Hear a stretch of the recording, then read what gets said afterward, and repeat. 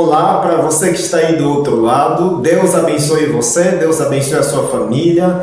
Muito bom saber que você está exatamente ali. Você lembra o dia de hoje? Claro, hoje é dia 31 de outubro, a data que de fato marcou o início da Reforma Protestante, inclusive transformou o cristianismo e a sociedade ocidental. E eu exatamente resolvi gravar um vídeo para exatamente abordar sobre esse assunto. O dia 31 de outubro, a data que marcou o início da Reforma Protestante. E olha que antes de eu mergulhar no assunto, na abordagem, quero fazer um apelo para você. Acho que você já sabe qual é o apelo. É exatamente de você se inscrever no meu canal do YouTube. Basta você ir no Google, pesquisa na barra de pesquisa do Google ou na barra de pesquisa do YouTube, escreva Felipe Dumbi-FD. Aí você vai se deparar com o meu canal e clique onde está escrito subscrever. E aí você estará inscrito e você receberá notificações de todos os meus vídeos em todas as semanas. E se você gostar desse vídeo, deixe o seu like, deixe o seu comentário e compartilhe esse vídeo com as outras pessoas, de modo que as outras pessoas possam ter o conhecimento que você estará tendo. Então, se você está assistindo no Facebook, corra lá no YouTube e se inscreva no meu canal. Se você está acompanhando no YouTube e você ainda não se inscreveu, é só clicar aí onde está escrito subscrever. Então, hoje é dia 31 de outubro, claro, de 2024. E o dia 31 de outubro, na verdade, é conhecido, é exatamente considerado como a data que marcou o início da Reforma Protestante. Sabe, na verdade, a Reforma Protestante, que iniciou no dia 31 de outubro de 1517, marcou uma transformação espiritual, e eu digo teológica e cultural, que mudaria profundamente o curso da história, inclusive da Europa e eventualmente do mundo, não é? É claro. E esse movimento começou quando o monge agostiniano Martinho Lutero, de facto, fixou suas 95 teses lá na porta da igreja do castelo de Wittenberg, lá na Alemanha, desafiando as doutrinas e práticas da Igreja Católica. E olha que esse evento é considerado o ponto inicial de um movimento que eu digo reformador, que de certa forma abriria caminho para o protestantismo e geraria também uma divisão permanente ao cristianismo ocidental. E olha que a Europa do século XVI estava envolta em uma profunda crise religiosa. E tanto que a Igreja Católica era a principal autoridade religiosa e inclusive política, política do continente, controlando vastas terras, acumulando riquezas e tendo uma influência incontestável na vida das pessoas.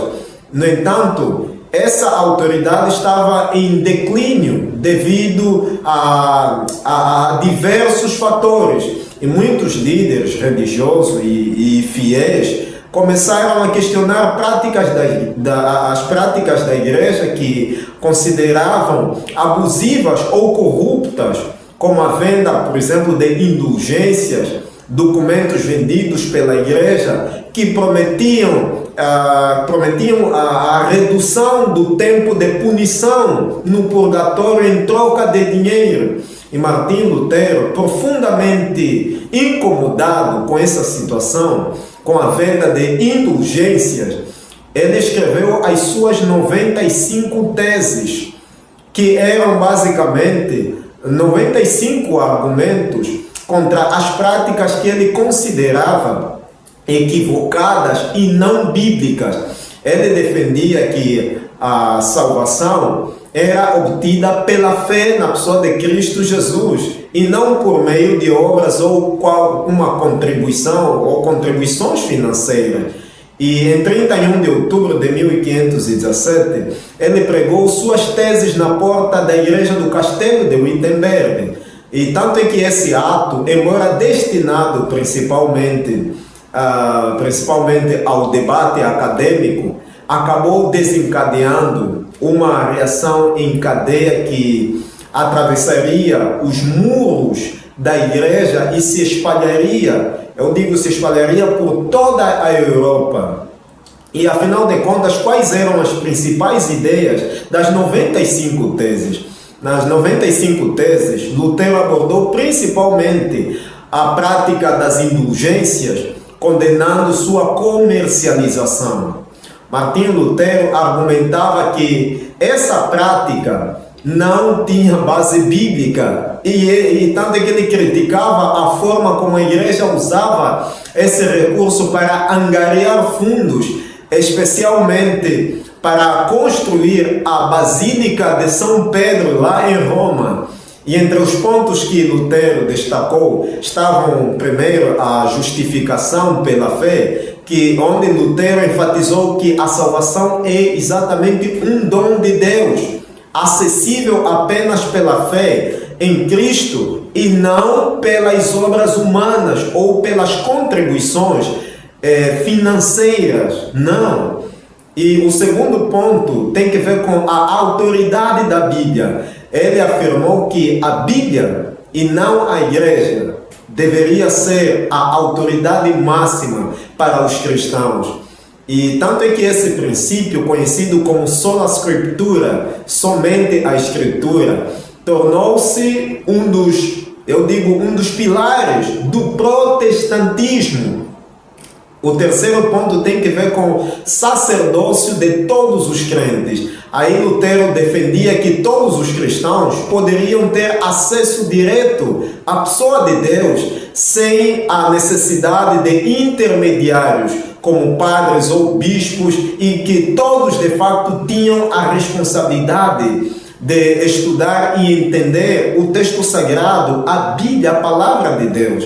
E o quarto ponto tem que ver com o questionamento do poder papal. Aí Martinho Lutero desafiou a autoridade do Papa, questionando sua capacidade de conceder perdão aos pecados e inclusive criticando o uso do seu poder para interesses econômicos. E as teses de Lutero rapidamente se espalharam pela Alemanha e posteriormente por todo o continente da Europa. E graças à recente invenção da imprensa por Johannes Gutenberg e a publicação, tanto é que permitiu que as ideias reformadoras de Lutero chegassem a um público muito mais amplo do que ele havia exatamente imaginado. E essa rápida disseminação gerou uma onda de apoio, onde pessoas insatisfatórias com a corrupção e o autoritarismo da igreja, assim como a oposição dos líderes religiosos que se viam ameaçados por essas novas ideias.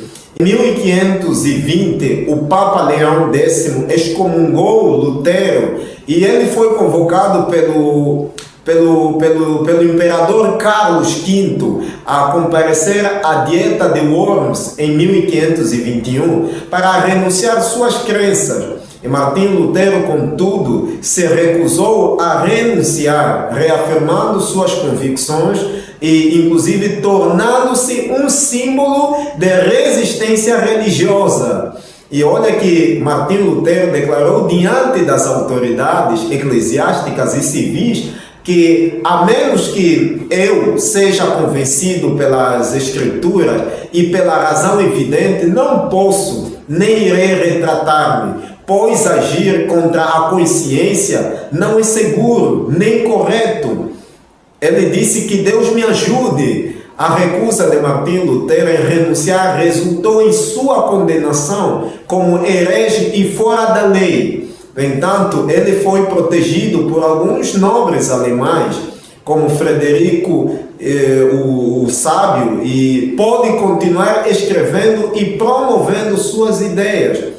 No período em que esteve em exílio, Martinho Lutero traduziu o Novo Testamento para o alemão, tornando inclusive as escrituras acessíveis ao povo comum e inclusive inspirando a tradução da Bíblia para outras línguas. O movimento iniciado por Lutero, de certa forma, incentivou outros reformadores como João Calvino, Ulrich Zwingli e John Knox, que ajudaram a expandir e moldar diferentes vertentes do protestantismo em diversos países, é claro, países europeus. E esses líderes reformadores compartilharam a visão de uma fé baseada na Bíblia e de uma igreja que, de certa forma, se afastasse dos abusos da autoridade papal. O impacto da reforma não se limitou à religião, não, mas também trouxe profundas mudanças sociais e também políticas. A ênfase na leitura e na interpretação pessoal da Bíblia encorajou, de certa forma, a educação, pois mais pessoas buscavam aprender a ler para estudar as Escrituras. Além disso, a reforma influenciou, inclusive, a formação e a valorização, valorização da liberdade de consciência. Em alguns países, por exemplo, como na Inglaterra e na Suíça, surgiram igrejas nacionais que, de certa forma, buscavam um equilíbrio entre a fé e as autoridades políticas locais, resultando em novas relações entre igrejas e Estado. E quanto ao legado da Reforma Protestante, o que eu poderia dizer para você? Sabe, o legado da Reforma Protestante é vasto e permanece visível até hoje. Tanto é que o surgimento do protestantismo deu origem a inúmeras denominações cristãs, como os luteranos, os presbiterianos, anglicanos, batistas e inclusive metodistas. O movimento também incentivou a liberdade religiosa e plantou as sementes para as ideias de direitos humanos, inclusive liberdade de expressão. E a reforma também continua a influenciar a cultura e a sociedade ocidental, não só, claro, na religião, mas na promoção da educação, na ética do trabalho e na ênfase na responsabilidade individual. O Dia da Reforma, celebrado em 31 de outubro, é uma data que relembra a coragem de Lutero e, inclusive, outros reformadores que ousaram desafiar uma das instituições mais poderosas da época em busca de uma fé mais genuína e próxima das Escrituras. E tanto é que este movimento, portanto, não foi apenas uma disputa teológica, foi uma revolução que impactou diretamente a civilização ocidental e que ainda influencia milhões de cristãos em todo o mundo. E a Reforma Protestante foi, em última análise, um chamado à volta ao Evangelho, incentivando um cristianismo vivido e, inclusive, experimentado de maneira pessoal e profunda, e tanto promovendo uma transformação social e cultural que ainda ecoa nos dias de hoje, que nós estamos vivendo em pleno século XXI. No entanto, a Reforma Protestante é exatamente algo histórico. E eu acredito que você adquiriu muito conhecimento, você conseguiu aprender coisas novas que possivelmente você não sabia. Dia 31 de outubro não é simplesmente, ou deve ser encarado meramente como dia 31 de outubro, mas deve ser lembrado como o dia que marcou a Reforma Protestante e o dia que, afinal de contas, marcou o início de mais uma jornada. Deus abençoe você. Espero que você não se esqueça de compartilhar esse vídeo. Espero que você não esqueça em se inscrever no meu canal do YouTube. Então, Deus abençoe a sua família também. Até a próxima.